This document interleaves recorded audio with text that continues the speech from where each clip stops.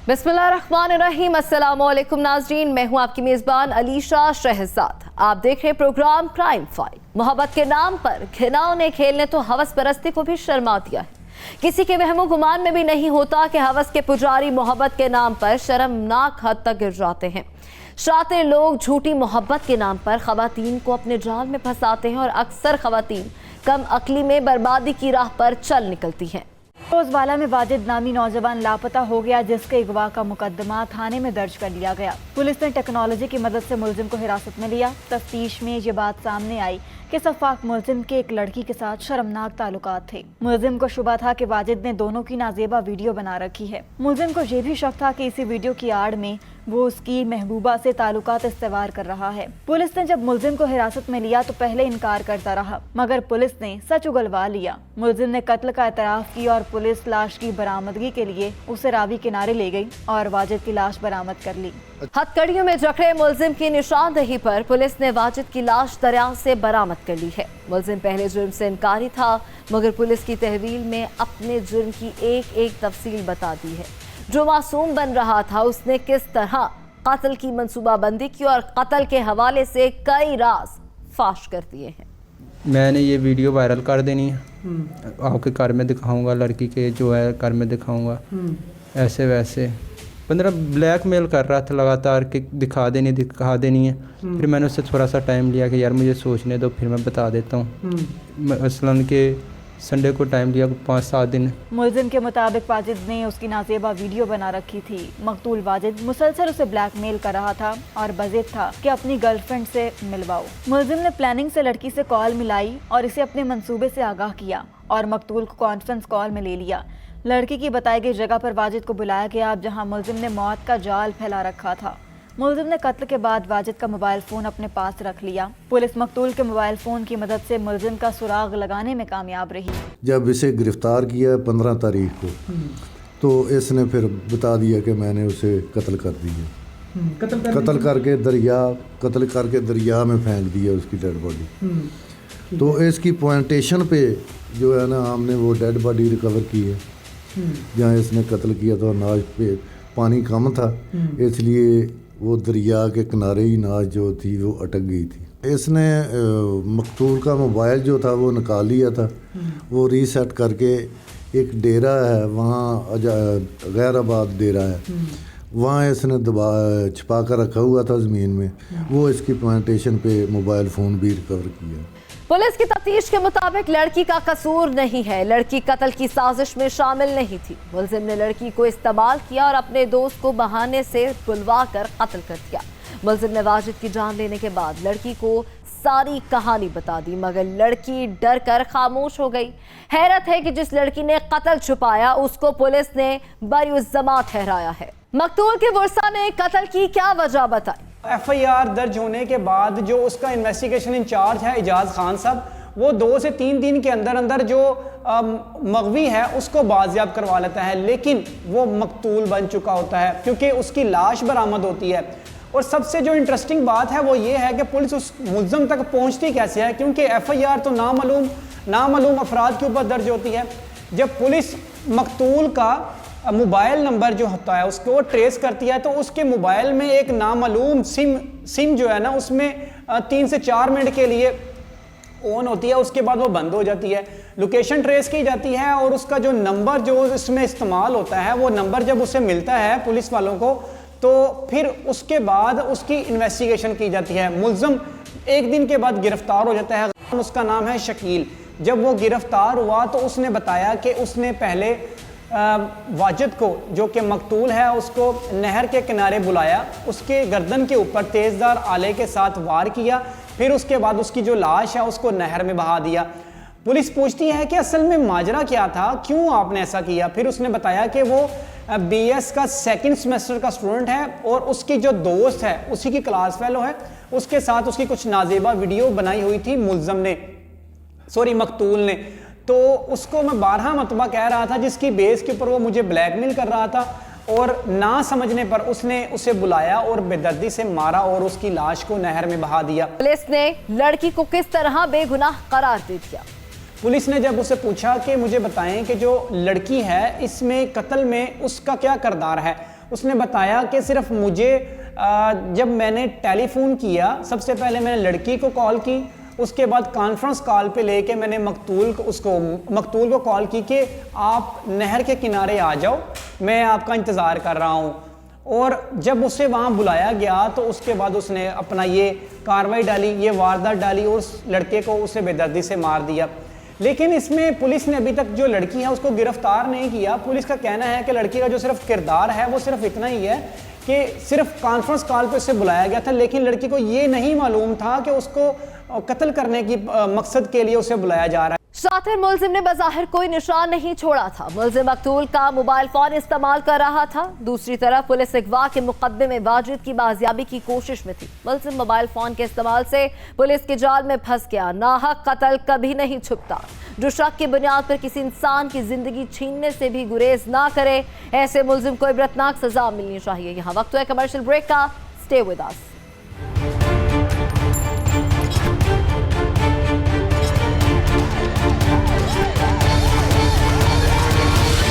Welcome back नाज़रीन। शक और बदले की आग इंसान को किसी भी पल चैन नहीं लेने देती है। जब कोई अपना मर जाता है तो उसके कत्ल का बदला लेने के लिए अक्सर अपने ही साजिशें रचाते हैं, एक दूसरे के खिलाफ शक के बीज बोते हैं। शक के पौधे पर नफरत का ही फल लगता है। कत्ल का बदला लेने से कत्ल दर कत्ल दुश्मनी का सिलसिला चलता है। कत्ल की ये पुरस्रार वारदात लोधना के थाना कुरैशीवाला में पेश आए, जहां मुलजिमान ने शक की बुनियाद पर खूनी खेल रचाया। खातून इकबाल माई के खावंद फयाज का कुछ अरसा कबल इंतकाल हुआ। मुतवफ़्फ़ी के वर्सा ने फयाज की मौत को तिब्बी मौत मानने से इनकार कर दिया। उन्हें शुबा था कि मुतवफ़्फ़ी को जहर देकर उसकी जान ली गई। इस शुबा में इकबाल माई को बेदर्दी से कत्ल कर दिया। खातून के खून में लथपथ लाश घर में मौजूद थी। कोई नहीं जानता था कि किसने खातून की जिंदगी छीनी।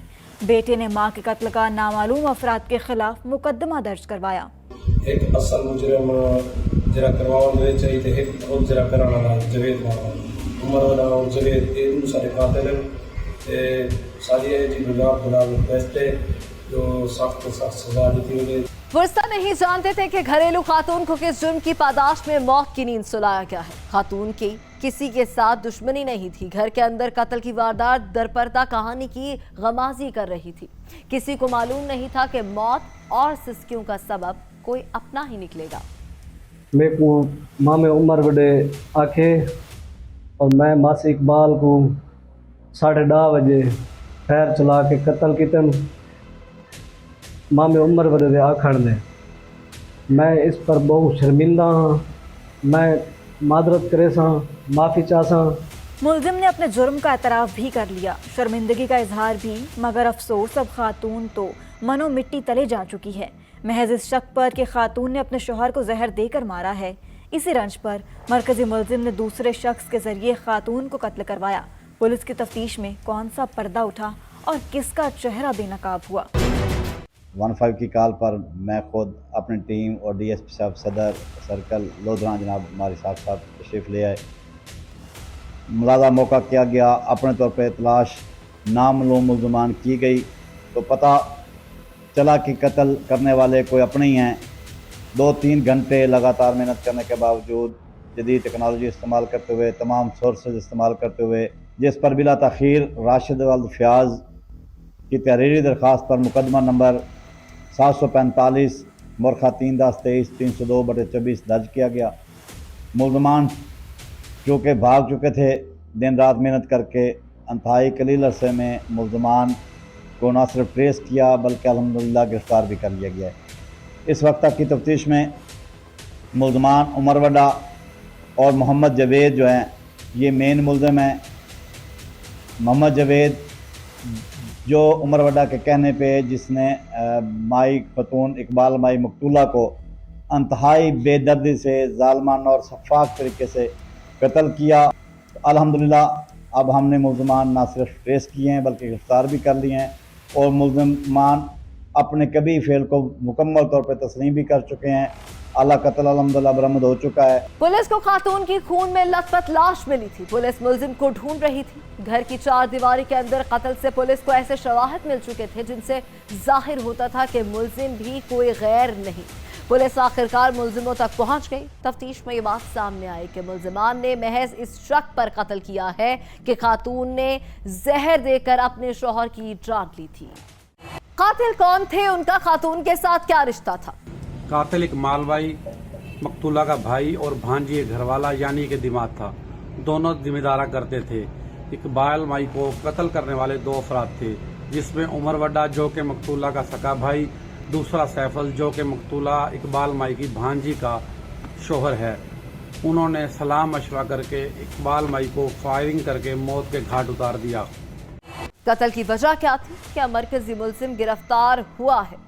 पुलिस के मुताबिक दोनों मरकजी मुलजिमान आला कत्ल समेत गिरफ्तार हो चुके हैं और कत्ल करना तस्लीम भी कर चुके हैं। तफ्तीश मुकम्मल करके मुलजिमान को जुडिशल कर दिया है। वजह अनाज ये थी कि मुलजिमान को मकतूला इकबाल माई के किरदार पर शक था और इकबाल माई जिसका खावंद पहले फौत हो चुका है, कातलों को यह भी शक था कि इकबाल माई ने अपने शोहर को आशना के साथ मिलकर कत्ल किया। नाज़रीन, पुलिस ने मुलजिमान को गिरफ्तार कर लिया है। अब सच सामने आना चाहिए। महज शक की बुनियाद पर खातून की जिंदगी छीनी गई है। जिस शख्स की खातिर इकबाल माई को कत्ल किया गया वो तो मकतूला का सुहाग था। खातून बेवकी की जिंदगी गुजार रही थी। ऐसे सफाक मुलजिमान को सख्त सजा देनी चाहिए ताकि इंसाफ के तकाजे पूरे हो सके। रुख करते हैं अगली कहानी का। अगवाकारों ने जगह जगह जाल फैला रखा है। मासूम बच्चे घर से निकलते हैं तो अगवाकारों के चुंगल में फंस जाते हैं।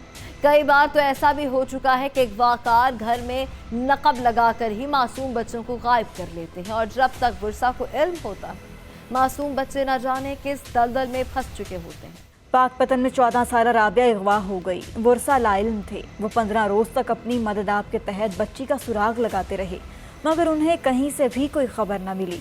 15 रोज के बाद जब उन्होंने पुलिस को सारी दास्तान सुनाई तो पुलिस ने अगवाकारों को ढूंढना शुरू कर दिया। ये एक ऐसा केस था जिसका सुराग लगाना मुश्किल हो चुका था। वर्षा भी अंधी गली में फंसे हुए थे। लड़की को जमीन खा गई या आसमान निकल गया, कोई नहीं जानता था। फिर एक सुराग मिला। लड़की सिंध के इलाके लाड़काना में बताई गई थी। ਅਸੀਂ ਇੱਕ ਦੋ ਬੰਦਿਆਂ ਤੋਂ ਪਰਾਮਰਸ਼ ਕੀਤਾ ਤੇ ਉਹਨਾਂ ਨੇ ਕਿਹਾ ਵੀ ਕੁੜੀ ਤੁਹਾਡੀ ਮਲਤਾਨ ਹੈ। ਮਲਤਾਨ ਨੂੰ ਅਸੀਂ ਟਰੇਸ ਕੀਤੇ ਪੁਲਿਸ ਨੇ ਜਨਾਬ ਜ਼ਿਲ੍ਹਾ ਨਾਲ ਮਲਤਾਨੋਂ। ਫਿਰ ਅਸੀਂ ਇੱਕ ਦੋ ਬੰਦੇ ਚੱਕ ਕੇ ਲਿਆਂਦੇ, 4-5 ਪੁਲਿਸ ਨੇ ਚੱਕ ਕੇ ਲਿਆਂਦੇ। ਉਸ ਤੋਂ ਪਿੱਛੇ ਲਾਹੌਰੋਂ ਚੁੱਕ ਕੇ ਲਿਆਂਦੇ। ਉਹਨਾਂ ਨੇ ਮੰਨਿਆ ਵੀ ਅਸੀਂ ਬੱਚੀ ਸਿੰਧ ਵੇਚ ਆਂਦੀ ਹੈ।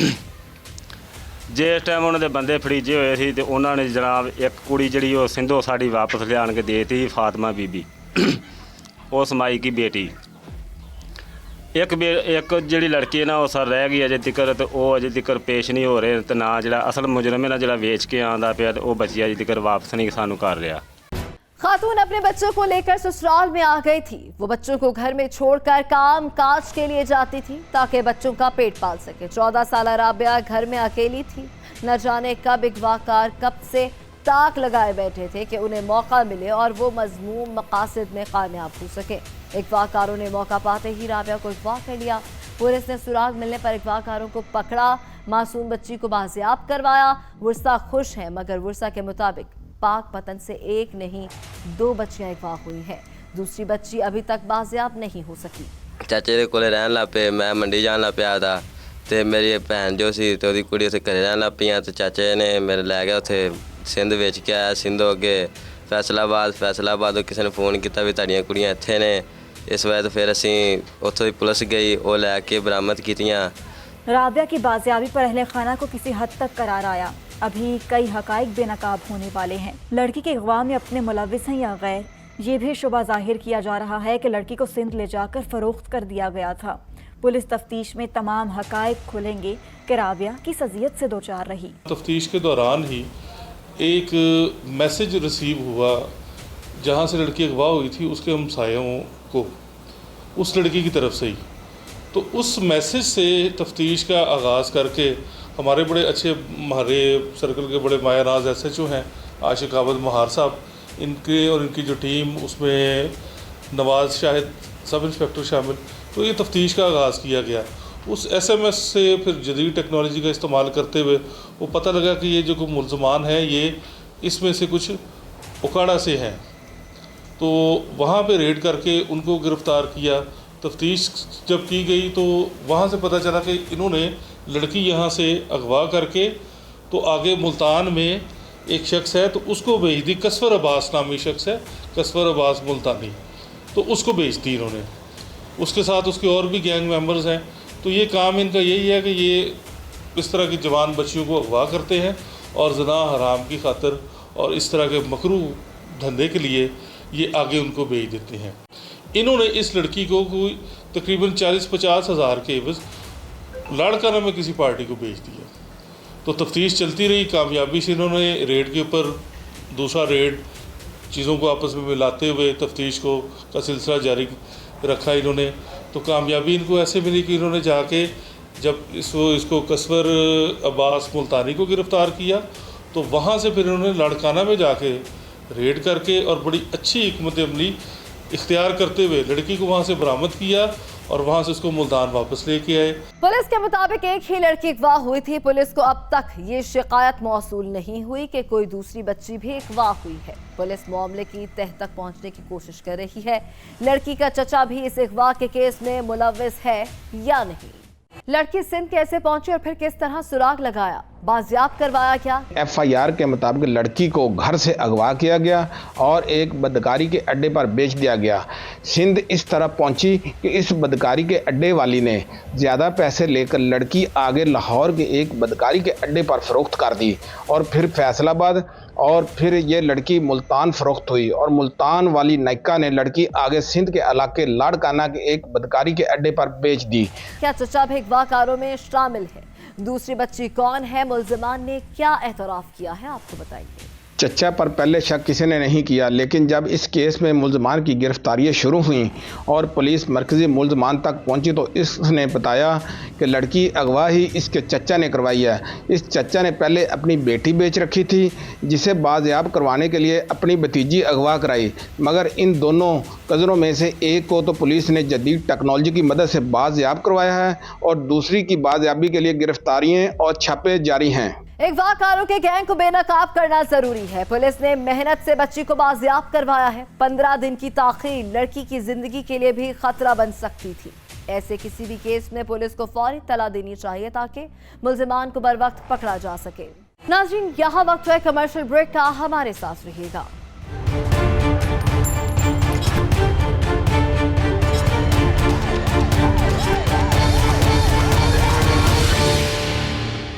जमीन जायदाद के तनाज़ात अक्सर खानदानों में होते रहते हैं। जायदाद के बंटवारे में बाज़ औक़ात एहतराम के रिश्ते भी डगमगा जाते हैं। ऐसे में खूनी रिश्ते भी एक दूसरे से मुंह फेर लेते हैं। दीवारें घर के दरमियान से नहीं बल्कि दिलों के दरमियान खड़ी हो जाती हैं। जिस आंगन में मोहब्बत छलकती थी वहीं पर नफरत बाल खोले क़ैमाज़न है। हमने देखा कि हमारे भाई को आग लगी थी, फिर हमने देखा अस्पताल से उसकी लाश कोई इंसाफ मिले जनाब। सादिकाबाद के नवाही इलाके बस्ती चापावर में जुल्म की ऐसी हौलनाक दास्तान सामने आई जो रूह को तड़पा देने वाली है। जायदाद के बंटवारे से शुरू होने वाली लड़ाई ने खौफनाक रुख इख्तियार कर लिया। जमीन के तनाज़े पर नौजवान को खेतों में ले जाकर पेट्रोल छिड़क कर आग लगा दी। कोई भी नौजवान को ना बचा पाया। मेरा बेटा जो है ना उधर छिक्कियाँ काट रहा था तो वो जो है ना उधर शोर पे भाग के गया। उस छत के ऊपर वो पर्दा तोड़ रहे थे, दरवाजे तोड़ रहे थे। उसने अपनी जगह वेच छड़ी। मेरी में गाल सिंधी खड़ी है, जितने शोर है जो आसिफ को आग लगी वधी है। मैं डिठे मेरा पुत्र ना शोले हाँ अग दे मतलब सा कोशिश की थे भगे से मेरी जुती भी डह गई उथे ही मतलब मेरे पुजे पहले जो कहना मेरा पोतरा जल चुका है। बाप का सहारा छिन गया। इसके जवान बेटे को मुखालिफिन ने पेट्रोल छिड़क कर आग लगाई है। बाप तो जमीन जायदाद का बंटवारा करने को तैयार था मगर वो कब्जा करना चाहते थे, इसलिए उन्होंने घर की दीवारें तोड़ना शुरू कर दी थी। नौजवान ने मुल्जिमान को मना किया था। मुल्जिमान घर से निकले और नौजवान को साथ ले गए। खेतों में ले जाकर उसे जिंदा जलाया गया। अहले इलाका तो कुछ और ही कहानी सुना रहे हैं। आग लगाई है ना, वो मेरा भांजा है, वो जो खुद ने आग लगाई है। कोई तनाज़ा नहीं था, किसी किस्म का कोई इशू नहीं था। इसको खुद आग लगाई है, खुद उसने ऐसा किया है। किसी ने उसको आग नहीं, जिस आदमी को पकड़वाया है उसी ने आग बुझाई है। तो जिस दिन उसने आग लगाई वो अपने घर से आया, डीजल का कैन अपने ऊपर डाल के बाहर निकल के अपने वालिद साहब को बता के कि मैं अपने आप को आग लगा रहा हूँ। उसने अपने आप को तीली लगाई। जब तीली लगाई तो वो मकसद आग बहुत झुलक चुकी थी। इलाका मकीन जितने भी थे वो इधर उधर जो कपास वगैरह चुन रहे थे या सीटियाँ काट रहे थे वो सब भाग के आए और उसको आपको काबू पे पाया। काबू पाने के बाद उसको चारपाई पे लिटाया। अहले इलाका का नुक्ता नज़र अपनी जगह, मगर जली हुई लाश और जगह को देखें तो कहानी कुछ और ही नजर आती है। कानून को धोखा देने के लिए बयान बदलना और हकाइक से हटकर गवाही देना हमारे माशरे में आम हो रहा है। जिसका बेटा शोलों की नजर हो गया, उसके दिल पर क्या बीती, कोई उसके दर्द को भी जानने वाला है। दो ही आवाज़ होंगी हमदी की आके वो आके तू मेरे को मार, तो आके तू मेरे को मार। तो मेरा बेटा तल्ले लत्ते बस तल्ले लत्ता डिटे से भी कुछ को नजर डिटा वाला बाहर डिटे से बाहर लगी में दी दो कुछ ना बैदा बता मला मेरा बेटा मैं बगिया मन बेटे दी बा मन में समय हम तो मैं कोई लव से डिटे सके मेरा कोई दुश्मन को नहीं, मेरा दुश्मन न्याज तो मारे आके। माँ तड़प रही है, उसका जवान बेटा इसका सहारा था। मुलजिमान ने घर की चारदीवारी तोड़ना शुरू कर दी थी, घर की छत पर तोड़ फोड़ शुरू कर दी थी।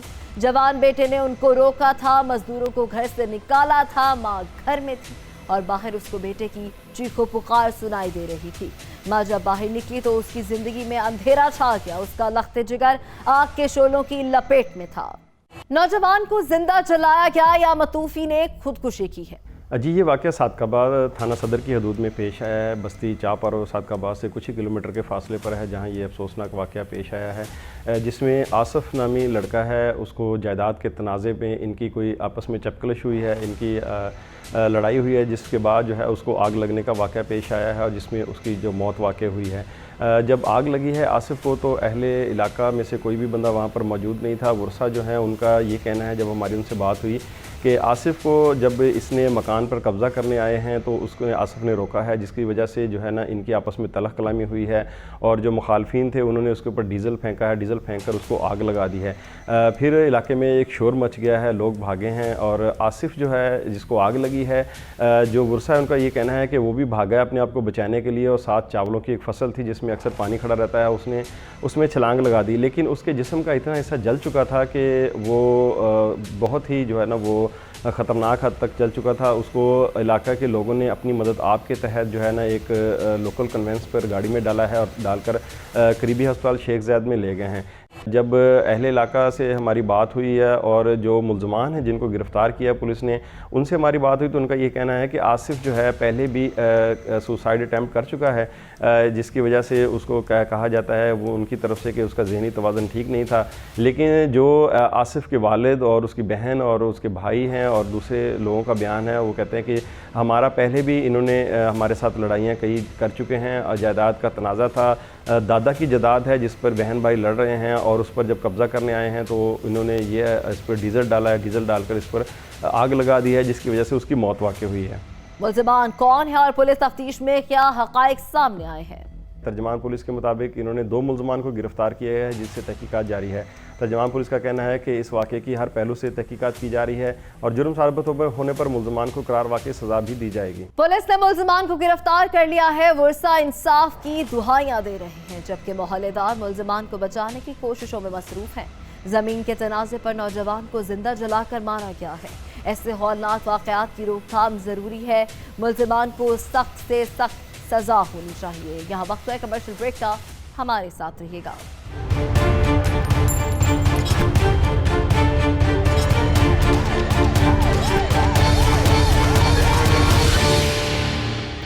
वेलकम बैक नाज़रीन। मोहब्बत के दावेदार अक्सर मोहब्बत के नाम पर फरेब करते हैं।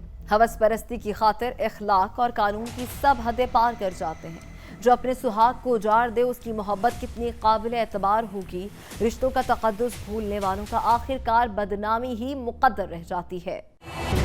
तो जिहड़ा कत्ल होया मेरा बेटा है, वो हुण मैं तां राजी हाँ जो उन्होंने सजाए मौत होवे, इंसाफ मैनूं मिले फिर मैं राजी हाँ जी। यूँ मेरा हाल जड़ा ना हुण कोई नहीं है। अल्लाह पाक कोई अपनी रहमत कर दे, अपनी रहमत दे सदके मैनू माफ़ कर दे। इहदा कोई इंसाफ होवे। एक कत्ल लगदा बदला कत्ल है, ये फांसी लगे तो फिर मेरा ढिड जड़ा ना राजी हुंदा है। यूँ मेरा ढिड राजी नहीं हुंदा।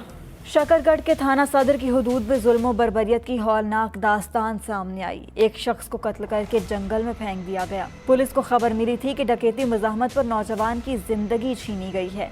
पुलिस ने जब तफ्तीश की जाए वकुआ को देखा तो कहानी कुछ और ही नजर आई।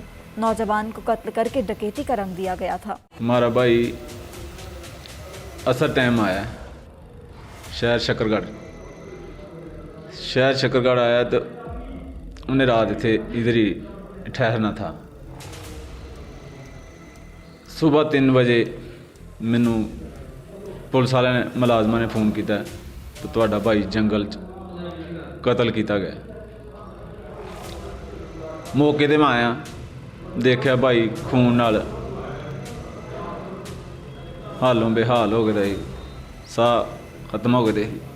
वर्षा इंसाफ मांग रहे हैं। मकतूल के भाई को डकैती का बताया क्या। जब वो जाए वकुआ पर पहुंचा तो देखा उसके भाई की लाश मौजूद थी। बज़ाहिर डकैती मज़ाहमत पर कत्ल की वारदात लग रही थी, मगर पुलिस की तफ्तीश में कहानी कुछ और ही सामने आई है। और डीपीओ साहब को हमने सारी सूरत हाल बताई है। फिर डीपीओ साहब ने डीएसपी साहब की ज़ेर निगरानी इसको मुलज़म को पकड़ने के लिए हमें 24 आवर्स का टाइम दिया है। तो हमने फौरी तौर पे कोई टाइम वेस्ट नहीं किया, तमाम पॉसिबल एंगल से उसको मामले को इन्वेस्टिगेट किया। इसके बाद मुख्तलिफ इसकी टीमें जो है सब टीमें बन गई। डीएसपी साहब और डीपीओ साहब जो दोनों हमें सुपरवाइज़ कर रहे थे, तो हमने जदीद टेक्नोलॉजी का और दूसरे जो ह्यूमन रिसोर्स दोनों को इस्तेमाल करके मुलज़म को जो है ना 18 आवर्स में हमने इसको ट्रेस कर लिया और इसको हमने अरेस्ट कर लिया। पुलिस जाए वकुआ पर पहुंची तो इरफान की लाश पड़ी थी। पुलिस ने जब तहकीकात शुरू की तो बेवा पर शक गुजरा। पुलिस ने बेवा को शक की बिना पर हिरासत में लिया और तफ्तीश का आगाज कर दिया। पुलिस के सवालात के जवाबात देते देते मुलजिमा ने सच उगल दिया। 2 बच्चों की मां आयशा अंसर ने आशना उस्मान के साथ मिलकर अपने शौहर इरफान को कत्ल करवाया है। अरशाद में मेरा नाम है। थोड़े दिन जो मुंडा कत्ल होया मेरा भतीजा सी इरफान नाम का। कत्ल होने तो बाद पुलिस वालों के टैलीफोन तो बाद मैनू भी बाद पता लगा। असी भी जो जंगल च आए हैं अगे वो हस्पताल लै गए थे। हस्पताल जाके अपना डेड बॉडी जो ना मुर्दगाने से लिहाजा पुलिस वाले ने साढ़े नाल तावन शावन अच्छा किया। आइंदा अही पुलिस अगे रिक्वेस्ट करने पंजाब पुलिस अगे रिक्वेस्ट करने कि जिस तरह कि साढ़े भतीजे नूं कतल किया गया ऐसे ही उन्होंने अपना सजाए मौत सख्त तो सख्त सजा दी जाए। मेहरबानी गवर्नमेंट अगे इल्तजा है। किधर गया जी? पापा मार मारा जी समान मार के फिर किधर गए हो? अंतिम आजाकार नुकसान मारा जी था। पुरसा के वहमो गुमान में भी ना था कि इस तरह उनके बेटे को कत्ल कर दिया जाएगा। चचा और बाप को तो पुलिस ने खबर दी थी। पुरसा को करार तभी मिलेगा जब उनके बेटे के कातिलों को सजा मिलेगी। ऐसा क्या हुआ था कि नौबत कत्ल तक जा पहुंची? जी मेरा नाम उस्मान है। मैं बुरेवाला में रहता हूं। तो इस औरत के साथ तकरीबन मेरा 1.5-2 साल से पहले तलक था। तो जिसके मुतबादल हमने पहले भी उनके घर वालों को यही कहा था कि डिवोर्स दे दें तो हम शादी कर लें। तो उन्होंने इस पर कोई मतलब कि हमें सक्सेसफुली नहीं मिली। तो जिसकी वजह से हमारा प्लानिंग ये हो गया कि इसको फिर कत्ल कर देते हैं। तो जी ये जब इसको फिर हमने कत्ल कर दिया तो फिर हमने सोचा कि भी शादी कर लेंगे।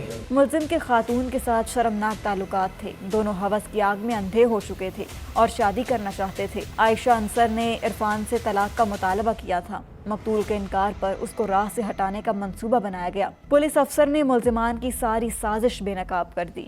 हमें नारोवाल पुलिस को हमारा इलाका थाना सदर शकरगढ़ में एक 15 की कॉल मौसूल हुई कि एक बंदे को मर्डर कर दिया गया है। SHO ने फौरी तौर पे रिस्पॉन्ड किया और वहाँ जाके सीन इस तरह का क्रिएट करने की कोशिश की गई थी जैसे कोई रॉबरी मर्डर का केस हो।